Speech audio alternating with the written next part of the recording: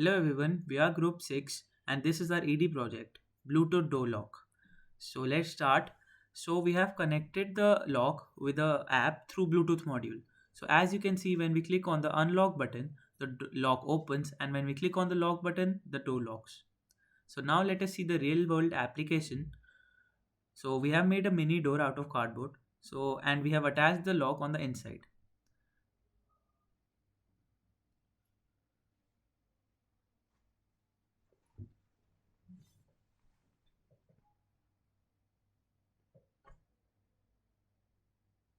Let's see from the inside of the door.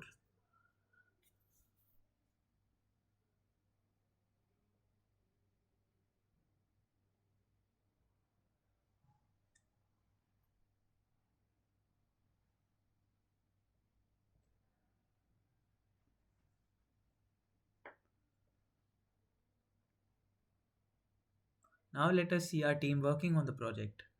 So we have used Flutter and Firebase for our app, and for the hardware components we use an Arduino Uno, Bluetooth module, solenoid lock, and a relay module. Thank you.